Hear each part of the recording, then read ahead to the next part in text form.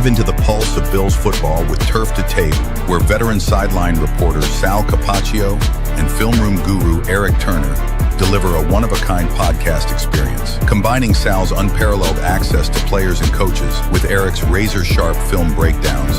The show bridges the gap between casual fans and hardcore enthusiasts. This is Turf to Tape. This is Turf to Tape, presented by Thin Man Brewery. I'm your host, Eric Turner, as always, joined by my man, Sal Capaccio. What's going on, Sal? Good afternoon. Yeah, good afternoon to you too, man. It is beautiful here in Western New York. It is just, we are enjoying some really incredible weather, and I think it's going to continue into Sunday night. I'm looking at like 80 degrees in Buffalo during the day on Sunday, Eric. Yeah, no complaints here. This is that perfect transition from summer to fall where the weather is just moderately beautiful, sunny, nice little breeze. I mean, good weather for just about anything you want to do outside. Right. Still, we've been lucky so far. I'm sure that a lot of fans enjoyed this game, the Bills Saints game that we're going to recap in that beautiful weather at the Highmark Stadium last weekend. I think that, that's a part of the storyline last week. It's really, there are only two scheduled 1 p.m. Sunday afternoon games at Highmark Stadium. Probably will be a third with the Jets at the end of the year. You never know. And I think that is a part of the storyline where really you only get so many chances left in this stadium to go to a 1 p.m. game, or really overall with the Bills and how they resonate around the league now. They're on primetime all the time, including this week. So if you think about it, this will be the fourth home game already, and 3 will be in prime time. You got Sunday night against the Ravens, Thursday night against the Dolphins, and this one coming up against the Patriots. That's the world we live in after playing Sunday at 1 o'clock every week for many years. Yeah, no doubt. Again, we're going to recap Bills Saints, a 31-19 win by the Bills at home, and a game that I felt like afterwards a lot of fans were sort of disappointed in this team. And we're going to talk about obviously both sides of the ball. I want to get your overall feelings from this game. What was it like in the stadium? Because there were some lulls on offense, there were some lows on defense. What was the feeling at the stadium down on the sideline? Yeah, I think it was really a little bit of, oh my gosh, like what's happening here, a few times from the collective crowd. You could kind of feel that tension in the air. I don't know if it got to the level of people really think they'd lose the game. You'd have to ask people specifically, but I know for me personally, I've been in many of these kinds of games and watching. I remember a game, let's say like the playoff game against Miami here against Skylar Thompson, right after the Dolphins take the lead. You're like, oh my God, could this really happen? But you had the faith the Bills would come back because they had the ability to do it, but they have to have the opportunity to match that ability. And in this one, the Saints had a play where they could have taken the lead. They didn't. Brandon Cooks, his touchdown, that wasn't a touchdown. But even then you felt, okay, the Bills still have Josh Allen, but you wanted to see more. You wanted to see this offense, really hit its stride and its ceiling. And we haven't seen that. And I think that's where people are a little bit kind of let down or disappointed or feeling like they're wanting more right now. Not satisfied, I guess, right, Eric? That's the way to put it, I think, with some of the things that we're seeing in the NFL or with the Buffalo Bills. But in the NFL, you go against teams every week that have professional football players and they're getting paid and they're coming up with a game plan to try and beat you. And at the end of the day, if it says that you won the football game, you take that, you move on, you try to fix the things that you didn't like in that game. And I think the question marks about this team this early in the season really showed up again, and we're on full display in a bad way in this game. On offense, there was a moment in that second quarter where the Bills ran 14 plays for something like 5 yards. So extreme lows, right? And I'm sure that contributed to the fans' disappointment, especially when you're considering the opponent. And on defense, I mean, 189 rushing yards, 165 yards after contact, third most by a team since 2018, according to Next Gen. I'm sure those lows on both sides of the ball, and they really confirmed some of the question marks a lot of fans had on both sides of the ball as well. Yeah, for sure. And every Tuesday, so we're doing this live and recording it on Tuesday. Every Tuesday, if the Bills play on the following Sunday, it's basically my day off. But my day off consists of things I love to do, which is look at the stats, right? And look at the numbers and dive in. And I post them every Tuesday. I post the rankings, right? The Bills rankings every Tuesday. Yeah. Which is where they rank on offense and defense, yards, running, passing, all those kinds of things. And it's always really interesting to watch the responses. And typically I can predict a lot of the responses when I see what I saw today, which is run defense is still near the bottom of the league. And that is a major, oh my gosh, response. Can't believe it. Here we go. Run defense again. The pass defense is number 1 in the NFL. Yards per game, yards per play. I don't disagree with anybody who says, well, they haven't played the most world-beating of quarterbacks in Justin Fields or Spencer Rattler. They also played Tua. They also played Lamar Jackson. And at the end, when you put it all together, you have to take into account all of these stats. Third down defense has not been good for the Bills, but a lot of that is based on that one game against Miami where they gave up 10 of 15 third downs. Otherwise, they've been pretty good through the other 3 games, including this game, by the way. In this game, the Saints were 5 of 13 on third down. And if you add the 2 fourth downs they went for, they were 5 of 15 on third and fourth down, right? So the Bills actually did a really good job. It didn't feel like they were doing the good job because I think the expectation has been set so high by this team and for the fan base that's why they wanted more out of this. But if you can say, all right, we're number 1 in pass defense, but we're near the bottom in run defense, and if that gets you to the middle, then what you need is a really good offense to make sure that you kind of can take care of capitalize. This team have an elite offense. And what we didn't see on Sunday was the offense play at the elite level that it should consistently, especially in the second quarter. And that's where people were wanting more. Yeah, and I totally get that. And you're right. My question is, would you rather have the team be very good against a pass or very good against a run? Obviously, it's a passing league, but there's a tit for tat thing there too. Okay, what the teams are running it down your throat, they're not going to be passing as often. But what I will say about this defense, it's similar to last year where the saving grace was turnovers. Well, the Bills aren't really getting those turnovers. They're not getting those havoc plays, but the very few that they've had when they've needed to make a stop has been in crucial moments. When they've needed to make a play or get an interception, we're talking about Cole Bishop. We're talking about Terrell Bernard. That the defense has stood up when they've needed to, even with, again, some of these bad numbers when we're talking volume stats and how much they're giving up on the ground to opposing offenses. Yeah, no doubt about it. The statistic of the Bills not turning the ball over for close to 600 snaps in 9 games, basically, that is gone because Josh Allen threw an interception. However, the statistic, it's still, I believe, an NFL record right now, 26 straight games where they haven't lost the turnover battle. It looked like they might lose the turnover battle until Cole Bishop has that interception. Of course, they didn't. They were even in the turnover battle, and that matters. And you're right. They're not getting those havoc plays, taking the ball away. What they are doing is still not turning the ball over. Yeah. Yes, Josh threw an interception.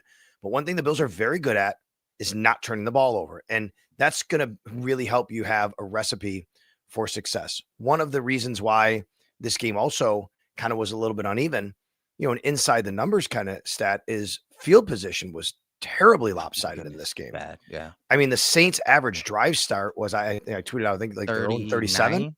Yeah, 39 maybe, somewhere in there. The Bills was like their own 25. But anyway, it was like a 12-yard difference. Like those things, that's a first down plus when you think about and how many possessions you have, a first down plus, that's like 70 yards basically in yardage. Those are little things that matter and how you have to play the game differently. No doubt about it. I mean, it's one of those things that when opposing teams want to play the Bills, they know the Bills aren't going to turn it over often. They're not going to make many mistakes. They're going to wait for you to make mistakes. So they have to win all those little things, those marginal areas, special teams. You're going to see, obviously field position is kind of baked into that. But let's talk about this offense. In that second quarter, again, it was awful. And that field position was really one of the main factors in this game. It wasn't ideal. Drive starts for the Bills in the second quarter was on average at their 12-yard line. There were drives that started at the 21, the 13, the 3, and then 20. Again, in the second quarter, 0.9 yards per play in the second quarter. Allen was 2 for 6 for like 4 yards, and he gave up 2 sacks. They gave up 2 sacks. So aside from the field position being an issue, what other things come to mind for some of the offensive lulls that we've seen with the Bills so far in 4 games? Well, pass protection was what, to me, the poorest of what we've seen from this team in some time. And there was a change at right tackle due to Spencer Brown's injury, Ryan Vandermark. I thought Ryan Vandermark actually played very well in the run game, but he wasn't.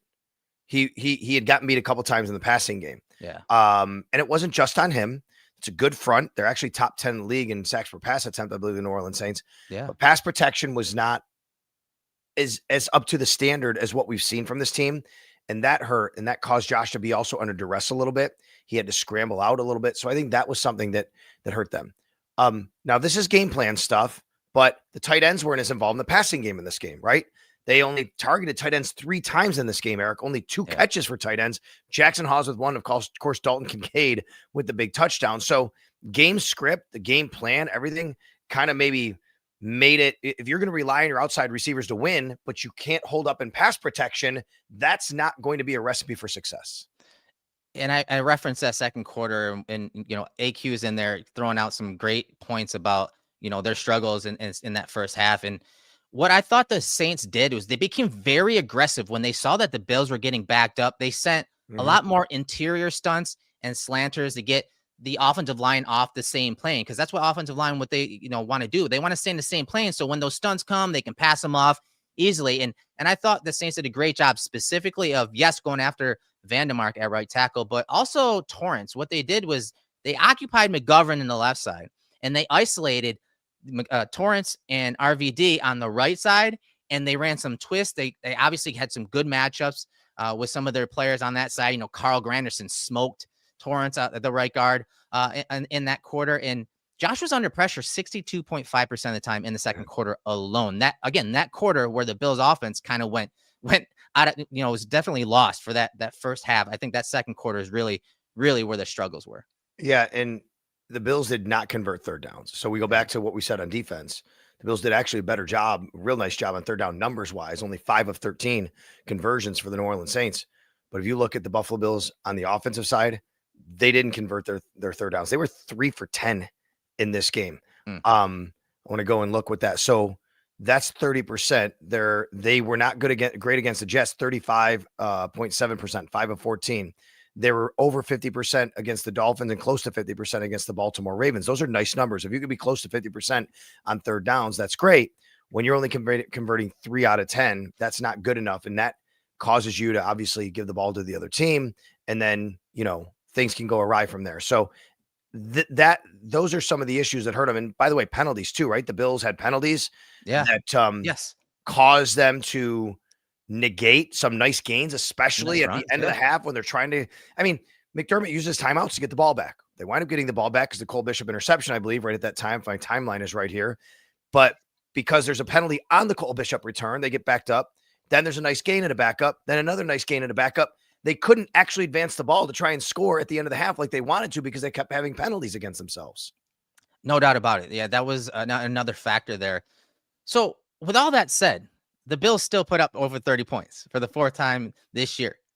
What is it about Joe Brady's offense that makes them so difficult to defend? Because all of these critiques, and he kind of, made reference to it in his presser yesterday, like, there's a lot of critiques being thrown at him, being questions that being asked for fans.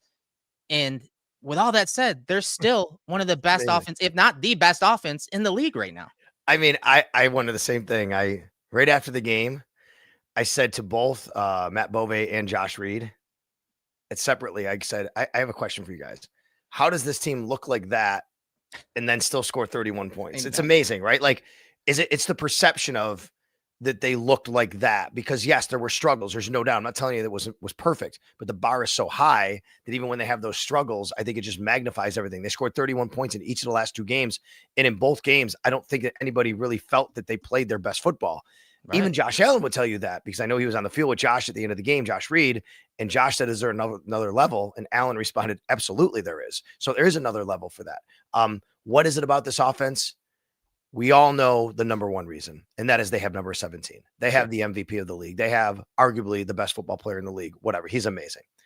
But Erik, I'm here to tell you, I think James Cook is a superstar.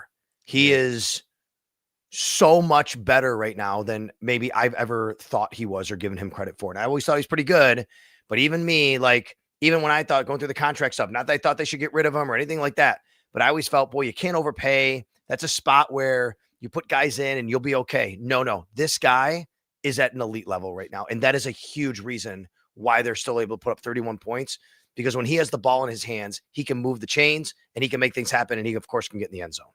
What's amazing about Cook and how he's taken to a next level, I think his OC, Joe Brady, also has a lot to do with that. And this offense starting this year has kind of morphed into something that we normally see late in the year in December and going into the playoffs, where, hey, you're seeing a lot more Reggie Gilliam. Hey, you're seeing a lot more, tight ends. Well, they started this year with that. So far through the first 4 games, the Bills run 22 personnel, 2 running backs, 2 tight ends, 14.1% of the time. That's first overall in the league. 13 personnel, 1 running back, 3 tight ends, 8.4% of the time. That's 5th most. And then 21 personnel, 2 running backs, 1 tight end, 8%, 8th overall. A big shift in some of those multiple tight end sets, but also getting Gilliam on the field and those 22 personnel sets, like that is a different identity than what we've seen in prior years. They sprinkle it in later in the year when the weather would turn. This year, it's their identity. I'm sure it has a lot to do with not just, James Cook and how he's running, but you're adding Jackson Hawes and his blocking, and they're using him a little more, and obviously Alec Anderson a little less. So it's a different, adaptation of offense. But I think when you go to those personnel groupings and you condense the sets and you're running power and you're running counter and some old school concepts, and you have a guy like James Cook that is running and is patient and he's slippery, he's doing great things. And I just love the combination of his skill set with what they have personnel wise and concept wise up front. Yeah, to answer, we have in the chat, John says O-line doesn't get enough credit for Cook's success. I mean, not from us. I mean, they do. We give them a lot of credit. I think they're one of the best O-lines in the league. I think they're a fantastic coach. I'm just here to tell you that James Cook individually is amazing to watch, and the way his vision is incredible. Eric, I think, didn't you play running back, Eric? You were running back. I did. Right? Yeah, I did. I mean, you can speak to this. The vision, to have that peripheral vision to sense people and know people, are almost like he can see people coming out of his ear hole, right? And I mean, it's crazy. And he knows where people are coming from, and he can move around that. It's incredible. His contact balance is incredible. So there's no doubt. I want to go to the personnel groupings you talked about. And you're right. The Bills, they really do. They like to run 13. The Bills are very good in 12, obviously, what they like to do. And they've actually been highly successful in 11 this year, which is pretty amazing when you think about that. But I think the biggest thing for me is they just have options. It's not, they're not so reliant on one. They have options. They can throw 3 tight ends. They can go 2 tight ends, no tight ends. They can do so many things. And I really think the Bills are playing the long game this season. What I mean by that is they're doing everything. And when it comes time for, we're going to have our best stuff, they're going to have a real large sample set. A large menu too. Right? Of what their best stuff is. And they can get to that a lot sooner and a lot better. And that's a great point, because that menu, that volume, and we're not just talking concepts, we're talking personnel groupings. That's a lot to prepare for. Yep. So you're preparing for several different groupings. How you're going to match it up? How can you keep the advantage as a defensive coordinator with your personnel? And not only you have to worry about that and sending in the proper personnel to match, but now you got to match concepts with your defensive structures. On top of that, the thing about this offense is, hey, they can run double tight, go under center, run I, and go old school concepts. But at the same time, they can go power spread, get everyone the same personnel grouping, heavy personnel grouping, spread them out and run the ball, pass the ball, because they have so much talent at the tight end positions, at the running back positions. It's a roll of the dice when they have to be so difficult to defend. Yeah. And I think that what can happen though sometimes, and when you have those options, sometimes maybe you can get a little too creative, a little too cute. Probably did that on the 4th down, right? The 4th down play to Khalil Shakir. Now, maybe if Vandermark doesn't trip, maybe it does actually work. But that's a thing where I'm like, look what we just said about James Cook. In that situation, I'd like to see James Cook take the ball, right? So I think sometimes you have to remember what you're great at, and not just that you have all these options at your disposal, and just do the thing that you're the best at in that moment. And maybe that's where some of that criticism comes in from Joe Brady. But I don't think that's unique around the league. We've been doing it for football for decades and decades. That's been a criticism of any offensive coordinator, and still will continue to be, no matter who it is and what team it is. There are definitely critiques about this offense and nitpicking we can do each and every Monday after the game. But for some perspective, the Bills on EPA per play are 1st overall. Throw EPA, they're 5th overall. Rush EPA, 3rd overall. Pass success percentage, 6th. Rush success percentage, 2nd. Touchdowns per drive, 1st. And 3 and out percentage. This is a big one. They're 6th. So very, very good offense so far. And I'm excited to see the direction of this offense. And one guy, Sal, I want to talk about next is Khalil Shakir. He is our tapped-in player of the game, presented by Thin Man Brewery. Khalil Shakir, the safety blanket for Josh, it seems, week in and week out. And a guy that when you put the ball in his hands, whether it's unfortunately the 4th and 2 call that Joe Brady had, or the screenplay, just a simple screenplay at the line of scrimmage, he can house it. And you saw that last weekend. And then what happened off the screenplay? They throw it to Dalton Kincaid. Yes. Right. I mean, like that's great creativity. I don't see people giving Joe Brady a ton of credit for that, but that's great, right? You set that up, it works, and that's how you hit the touchdown a little bit later. Real quick, so everybody knows, when Eric says EPA, expected points added basically is what it is. And that just means historical data says in this situation, this down and distance, this field position, You run that play. Here's what your expected outcome should be. The Bills are over that in so many of the metrics. That's basically what it's saying and what Erik is telling you. Khalil Shakir is a pinball. That's what he is. He's a pinball. The guy just bounces off people and goes back for more. He bounces again and he slips tackles and he's shaky and slippery and he spins around. It's unbelievable to watch him. It really is unbelievable to watch him. And on this touchdown, I mean, this thing, he was like a freight train running by me at the very end of this. So I'm standing right at the goal line because the Bills are kind of going down that way or right near the goal line. Yeah. And, it's Khalil Shakir. He makes so much happen with his legs after this. And as you can see, here's great. Look at those blocks. Yeah. I mean, this is okay. Can you rewind it just for 1 second? I just want to say, when the Bills talk about everybody eats, it does not have to deal with all the time just catching passes. This is everybody eats. This is you block, we succeed. You block for me, I catch. I block for you, you catch. We all succeed. This is everybody eats right here. I know it sounds weird because it's blocking, right? Watch these two blocks. It's unbelievable. This is what you're talking about. You get out in space. There's Khalil, body on body, body on body. And they're blocking these guys. That's Shavers and Kincaid right there, I believe, right? Who they are. And then Khalil Shakir does the rest by breaking a tackle because he's just Khalil Shakir and he has that contact balance, which is incredible. And then again, stays on his feet. And where's Dalton Kincaid? Oh, I'm going to go get another guy, by the way. I'm going to get another guy.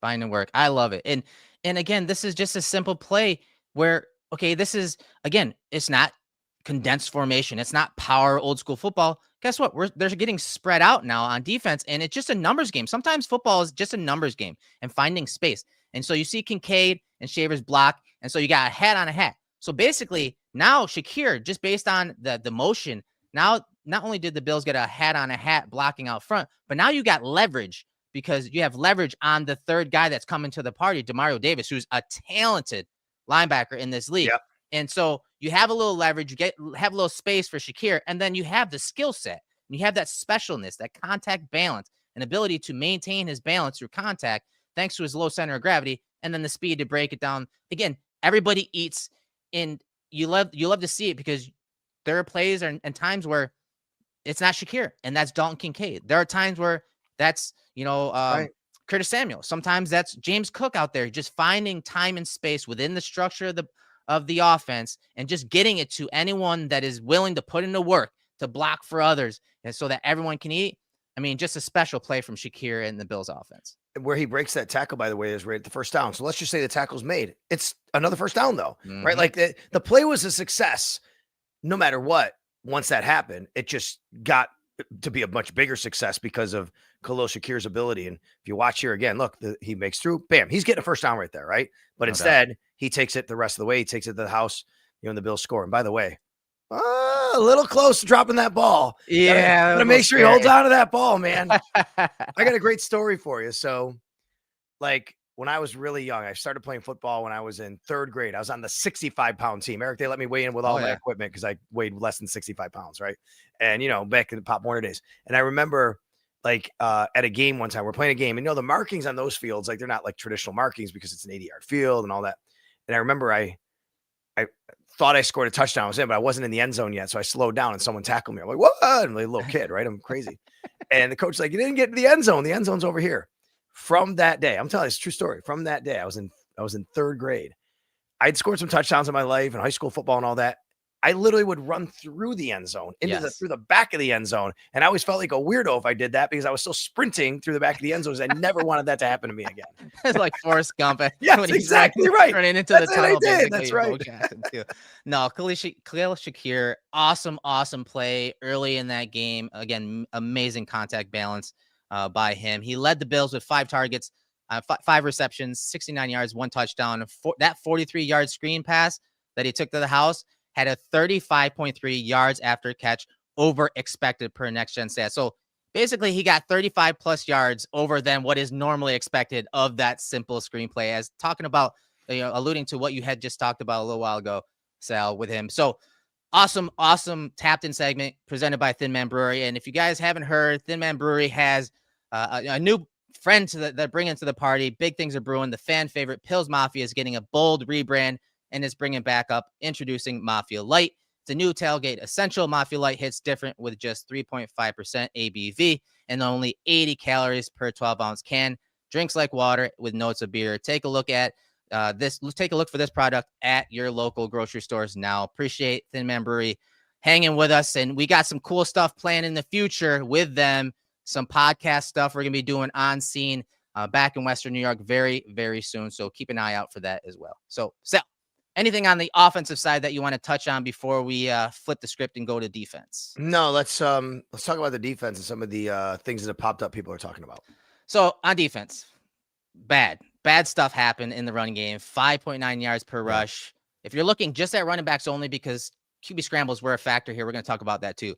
For running backs only, they averaged 5.2 yards per rush, 3.94 yards post contact per rush, 10 tackles avoided, 10 tackles missed. Some sites it's 10, some it's 12. Either way, the Bills tackling was not good. So what is with the tackling woes? Because that is really what stood out when I went and rewatched this game, the tackling. What is the issue that is with this scheme, with this personnel that comes up week in and week out when it comes to stopping the run? It's a really good question. And I think obviously if the Bills knew that, they'd fix it immediately, but it is non-negotiable. You have to tackle in football. Yeah. It is a non-negotiable thing. You can't just be not good at tackling. You can't miss tackles. They're going to happen. Everybody's going to miss tackles at some point. You hope that you have very few of them in a game, but that's a non-negotiable, just like pre-snap penalties are non-negotiable. Yeah. You just can't have those things. You have to tackle. If the Bills tackle better, their numbers against the run would be way better than what they are, right? What I see sometimes from field level is I just think players are not under control enough, Eric. When I watch a guy get to a spot, he's getting to a spot, and instead of breaking down, I think about this, and it's easier said than done, right? I'm the guy on the sidelines watching. I understand that.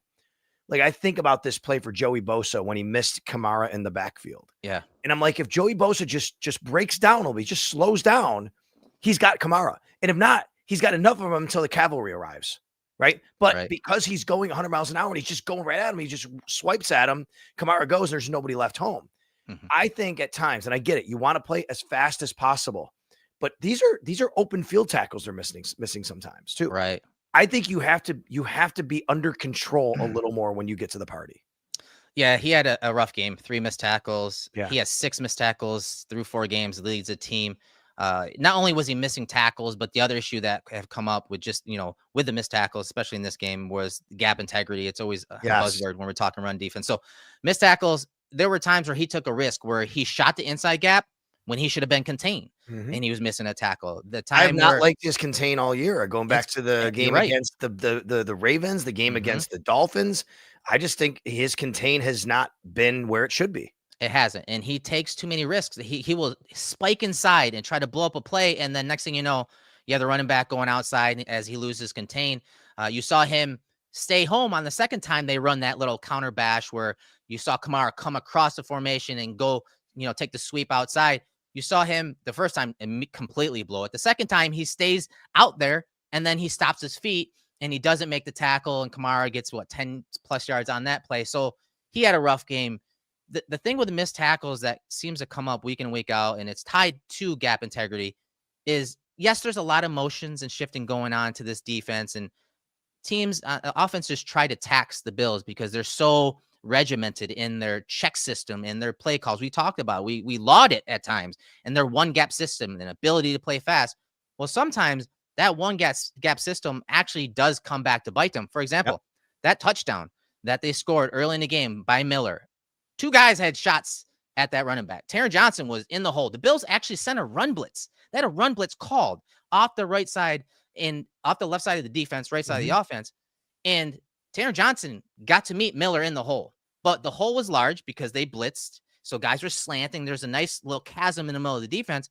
Now you got a nickel versus a 220-pound back. He misses the tackle. And then Rapp coming from distance. You talk about breaking down. Rapp has had issues where this wasn't there last year, where he would come from depth and he would make the tackle last year. He missed a tackle. And so I think it comes down to, yes, some of it's just, technique, form tackling and lack thereof, or they're playing too fast because that's the system. Some of it is, hey, okay, it's a one gap system. All right, can that one gap player, can Taron Johnson make the guy, bring the guy down in the hole? And in this game and on that touchdown, he couldn't, neither could Rapp. You gotta win your one-on-one battle sometimes, right? Whether that's an offensive lineman beating a defensive lineman, a pass rusher, whether that's a pass rusher, interior guy beating his guy. I mean, You got to do that. And then when it comes time to making a tackle, you got to make a one-on-one tackle sometimes. That's the game, and you got to do it. And again, like I said, if you're not going to make the tackle sometimes, at least do enough to allow others to join you to make that tackle because they're flying to the football. There just hasn't been enough of that this year. Yeah, and I would love to find some stat charting agency that has some kind of ability to chart, how often it's a solo tackle versus how much when there's population to the ball. Because again, a one gap system, everyone's doing their 111th. How many guys are actually at the ball when the ball does puncture the line of scrimmage? So one thing that came up in this game and that you've uncovered were the quarterback scrambles, and it's been a thing against this defense for years. So far this year, 6 rushes from Lamar Jackson for 70 yards and 1 touchdown. Fields, 5 rushes for 49 yards. Tua, 2 rushes for 10 yards. And Rattler, 6 rushes for 49 yards. I thought Rattler kind of caught the Bills off guard in this one when it came to scrambles, not necessarily designed runs. But what did you uncover for about the quarterback scrambles that we see versus the Bills, and maybe your theories on why the Bills surrender these type of plays so often?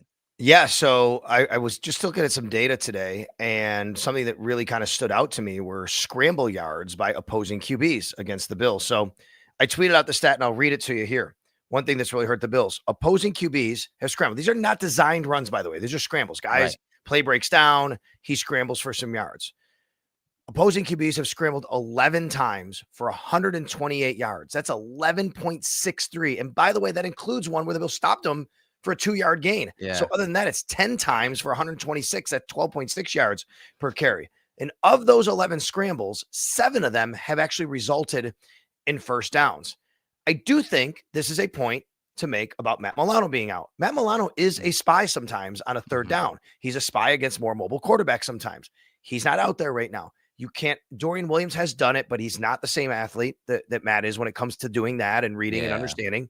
And Shaq Thompson isn't that guy you're going to ask to do that. So I do think there's a point there. I also believe, because of what you said a little while ago, it's a one gap. It could be it's a penetrating system, whether you're one gap or two gap, whatever. The Bills run a penetrating type of system, and Joey Bosa's coming off the edge, and that leaves spacing, right? That leaves spacing. So if all of a sudden this guy's coming here, this guy's coming here, you look, there's windows. Now you can take off, and a guy can run for a little bit more yardage. And then there's some missed tackles along the way as well. Yeah. Now, the Lamar Jackson run when Bosa and Rousseau were right there, that factors into it. You get one like that, it's going to hurt the numbers. There's no doubt. Yeah. I did do the numbers, and the Bills have allowed like 620 something rushing yards this year. So that would be down to like low 500s. And it still wouldn't be great. It still wouldn't be great. I mean, you still have to do better than that. They'd still be near the bottom in yards per carry against them if it wasn't for these scrambles. But I remember in this game, Eric, after the first like 2 series, I remember saying to people around me on the sidelines, I think the Bills need to put a spy on Spencer Rattler. He was hurting him with his legs. He was, and I think they did catch him off guard, and they didn't have that spy package, I always call it the odd mirror, where you're seeing 3 defensive linemen, then Matt Milano's kind of that 4th guy up on the line, but he eventually drops out, and as soon as the quarterback breaks a pocket, then he's aggressive, comes downhill. I think you may see that this week versus their opponent this week in Drake May, but I think that when it comes to, them surrendering these scrambles, a lot of times, you always hear, if a team's in man coverage, guys are chasing their guys down the field, quarterback gets, well, it's kind of the opposite for the Bills. The Bills don't play a lot of man coverage. They actually run a lot of zone. I think everyone knows that. But the problem is they are always trying to defend and minimize those explosive plays down the field and cap. And so they're playing those 2 high safety structures, and they're moving that back 7. They don't blitz a lot. So think about it. 4 rushers, 7 on the back end. They're moving those guys down the field spatially, trying to really take up all the routes. And so all those guys are running downfield, and then you just have a huge chasm between the pass rush and then that second and third level. And so the quarterback can, leak out a little bit, and then you throw in some, inability to maintain pass rush lanes by the 4 rushers. There's a lot of factors, but I think that is some of the main things where, hey, Bills are playing a lot of 2 high safety. They're trying to cap the explosive game, and they're trying to play zone. And you said 11 scrambles there. Of those 11 rushes, 9 of those plays were when the Bills were in zone coverage. 82% of those plays. I'll give you another number that goes along with this. Try this. So on those scrambles, I can even break it down for you. This is crazy. And I don't know if there's some more analytical data you can even research into this of why, but a lot of it's come on second down.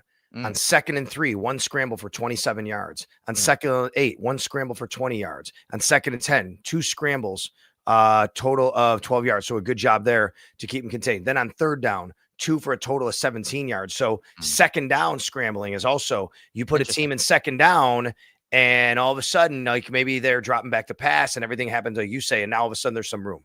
Yeah, no doubt. It was interesting to see and look at some of those stats.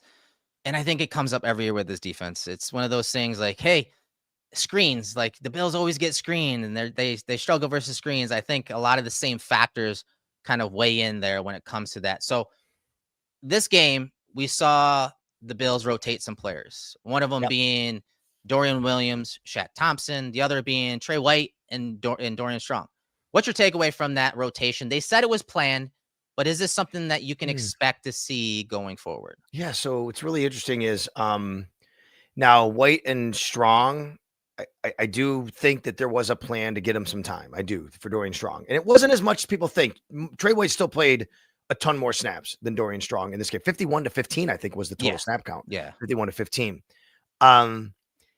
We were talking about this, and it's always game day in Buffalo, Matt Bove, and one of the commenters in the chat, thank you for all the commenting here. Yeah. Someone said, and I said, that's a really good point, and I think it's probably right. The Bills have some tough decisions coming up in the roster, and I think that they kind of use this game a little bit to see what life looks like with some of these decisions.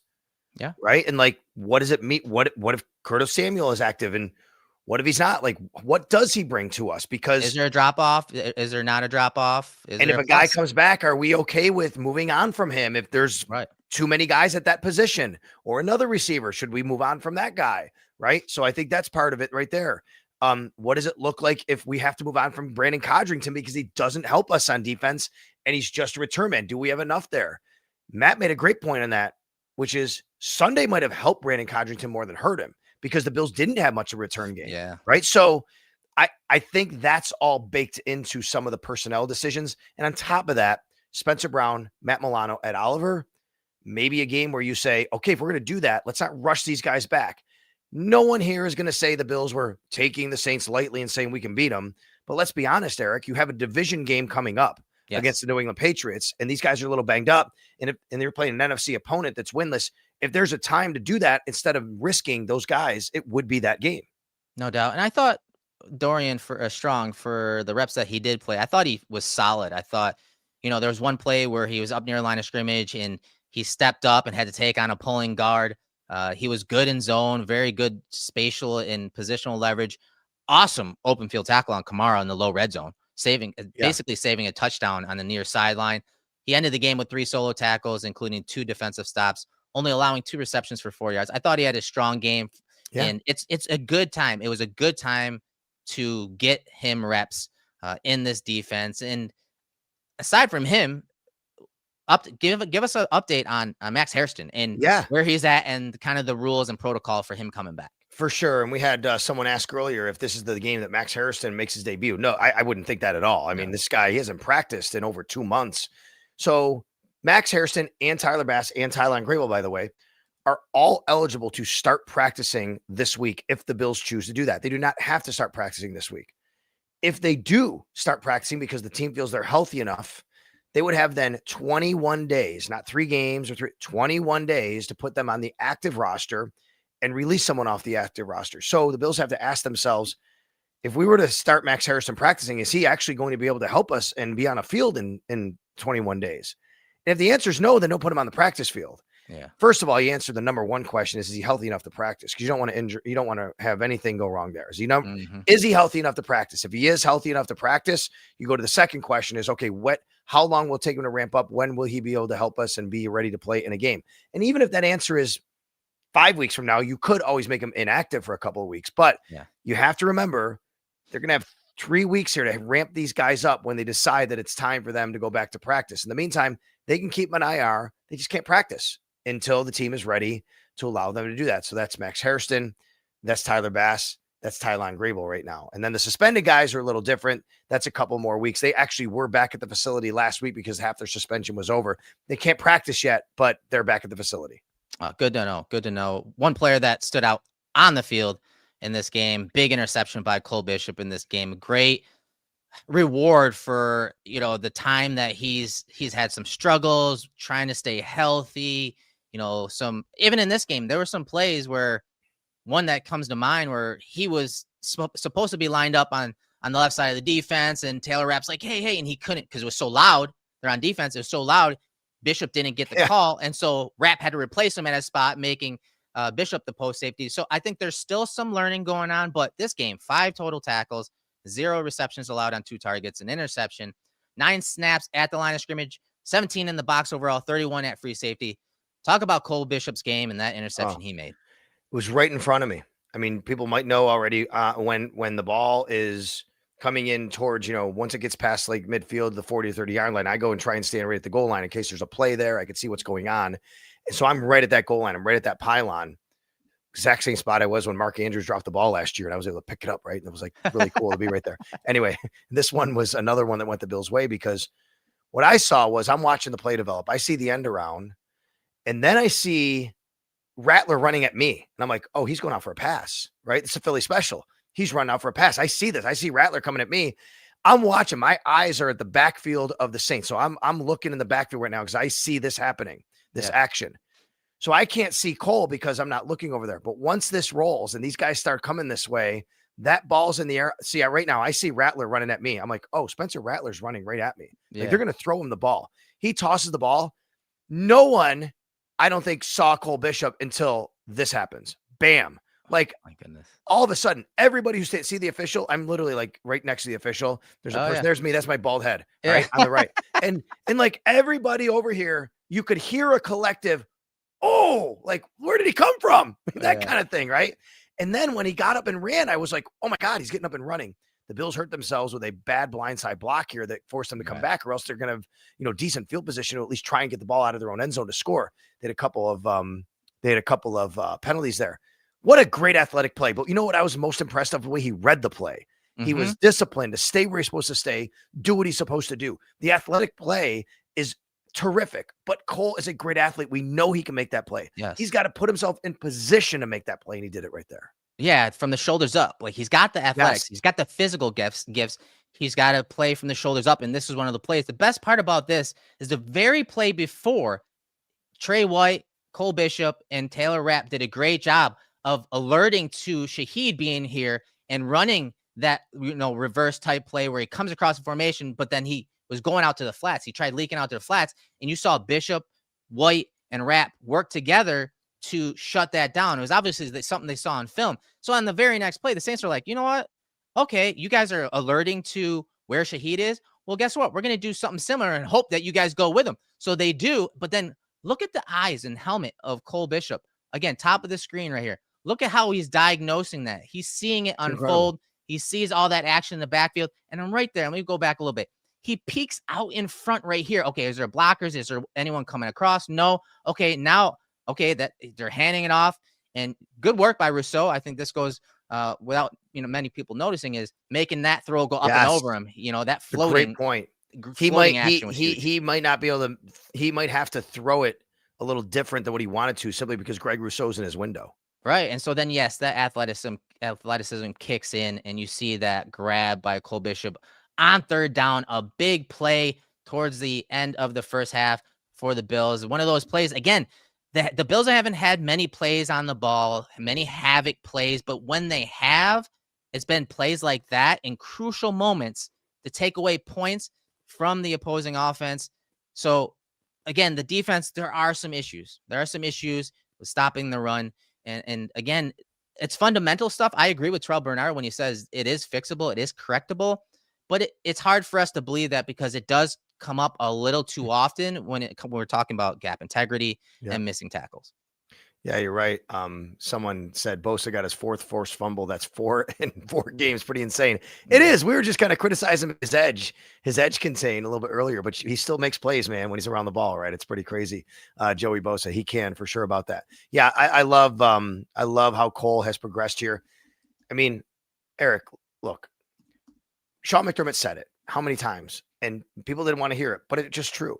The guy needed time. He needed time on the field. He needed to have reps. The biggest deterrent for Cole Bishop was the fact that he wasn't on the field. He needed to get on the field. Those things are invaluable. The reps are invaluable for a player like that. So our producer, Colin Ritchie, sent us a message saying Adam Schefter is reporting that the Bills placed Cameron Johnson on IR and are signing Mitch Wisnowski. I don't know too much about him. I will say I got some stats for him. And according to his punting stats from last year with San Francisco, his net yards per punt was 36.3. So that's 39th. Not good, but some stats that really stood out to me just from taking a glance while we're live here.